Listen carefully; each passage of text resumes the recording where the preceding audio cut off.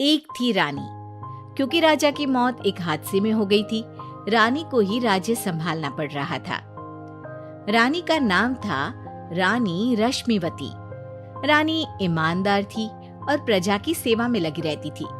एक दिन उसके दरबार में 3 नौजवान आए, रमेश, सुरेश और दिनेश। कहो, क्या सहायता कर सकती हूँ मैं तुम्हारी? हम आपके दरबार में काम करना चाहते हैं ताकि जनता की सेवा कर सके। लेकिन अभी तो तुम्हारी उम्र बहुत छोटी है।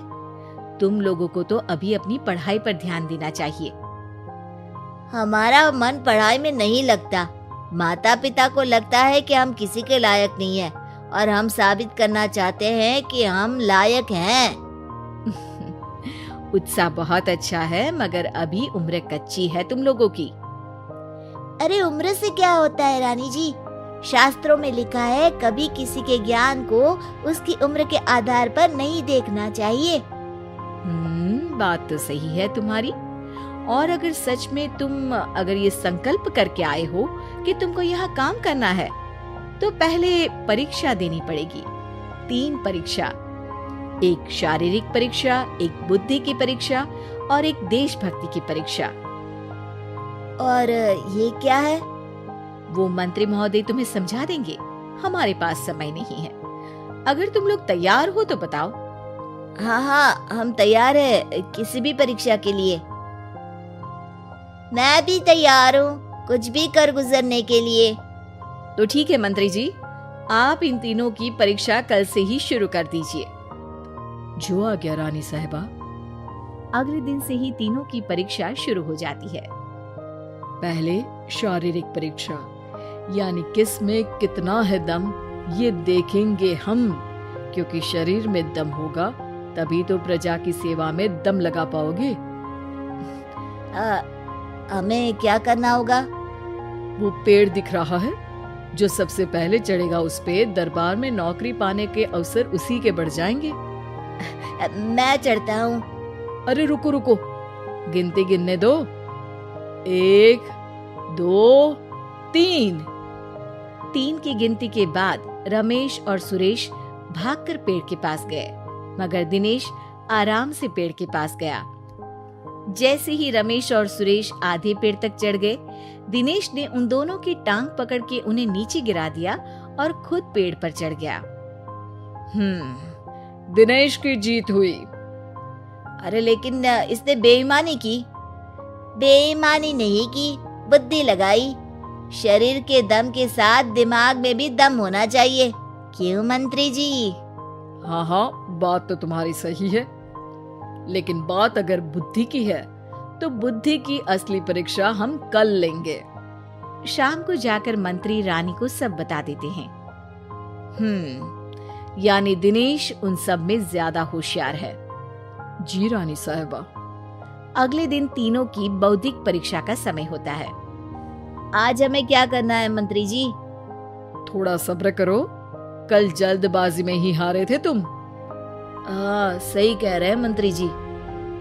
अरे तू क्यों ज्यादा बोल रहा है? तू भी तो हारा था ना कल। ए दिनेश, ज्यादा होशियार मत बन।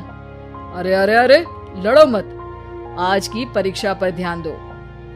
आज की बौद्धिक परीक्षा में ये कुछ बोरे हैं, कुछ में नमक है और कुछ में रुई। जिसको जो ले जाना है उठा लो। देखते हैं कि कौन जल्दी से कोई भी एक बोरा नदी के उस पार लेकर जाता है। समय शुरू होता है अब। तीनों बोरों की तरफ बढ़ते हैं। सुरेश, नमक की बोरी भारी है, ले जाने में मुश्किल होगी। हाँ, सही कह रहा है। रुई हल्की है, हम दोनों रुई लेकर चलते हैं। अरे भाई, मैं तो नमक लेकर जाऊंगा। रमेश और सुरेश ये सोचकर हंसते हैं कि आज तो दिनेश हार ही जाएगा। दौड़ शुरू होती है। 1, 2, 3। तीनों नदी की तरफ भागते हैं। रुई में वजन कम होने के कारण रमेश और सुरेश आगे निकल जाते हैं और दिनेश थोड़ा पीछे। पर जैसे ही वो सब नदी में जाते हैं, दिनेश की बोरी का नमक गलने लगता है और वजन कम हो जाता है, जबकि रमेश और सुरेश की रुई में पानी भर जाता है और बोरी का वजन बढ़ जाता है। अरे ये इतनी भारी क्यों हो गई रमेश? अरे मुझे क्या पता, शायद जादुई बोरी है। अरे लगता है कि हम बेवकूफ बन गए। बने नहीं हो, तुम हो ही बेवकूफ। इतना तो पता होना चाहिए कि पानी में नमक गल जाएगा। दिनेश का पूरा नमक गल जाता है और बोरी खाली हो जाती है। वो जल्दी से रेस पूरी कर लेता है। इस परीक्षा के विजेता भी दिनेश ही है। उसने दिमाग लगाकर दिखा दिया कि वो बौद्धिक परीक्षा में भी रमेश और सुरेश से आगे है। अब कल तुम्हारी देशभक्ति की परीक्षा होगी, जो स्वयं रानी मां लेंगी। रात को फिर मंत्री रानी के पास जाकर बता देते हैं कि आज की परीक्षा में कैसे दिनेश ने अक्लमंदी दिखाई और बौद्धिक परीक्षा में भी उसी की जीत हुई।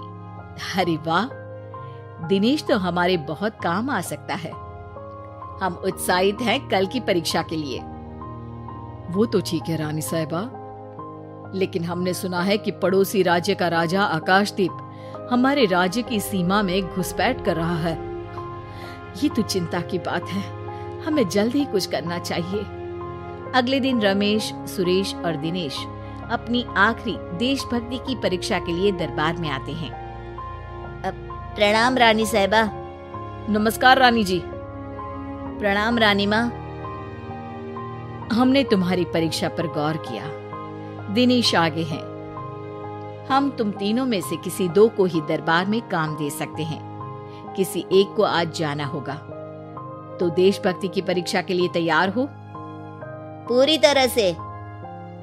मैं तीनों से एक ही सवाल करूंगी। जिसका जवाब सबसे सही लगेगा उसे तो नौकरी मिल ही जाएगी। फिर दूसरे सबसे सही जवाब देने वाले को भी काम मिलेगा। आप लोगों का समय शुरू होता है अब। ज्यादा सोचने का समय नहीं होगा। जो मन में पहली बात आए उसका जवाब दे। तो सवाल ये है कि तुम इस मिट्टी के लिए क्या कर सकते हो? मैं इस मिट्टी को साफ रखूंगा। यहाँ के लोगों के भोजन की कमी को मैं पूरी करूंगा।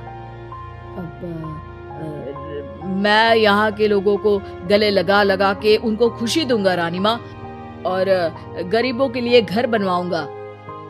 मैं इस मिट्टी के लिए किसी की जान भी ले सकता हूँ रानी माँ। मंत्री, दिनेश को एक तलवार दो। जी रानी जी। दिनेश, पड़ोसी राज आकाशदीप की जान तुम्हारे हाथ में है। जाओ, अपना काम पूरा करो। आज रात को तुम उस पर हमला करोगे जब वो सो रहा होगा। दिनेश वहां से चला जाता है। रानी माँ, ये आपने क्या किया? अभी किया नहीं है मंत्री जी।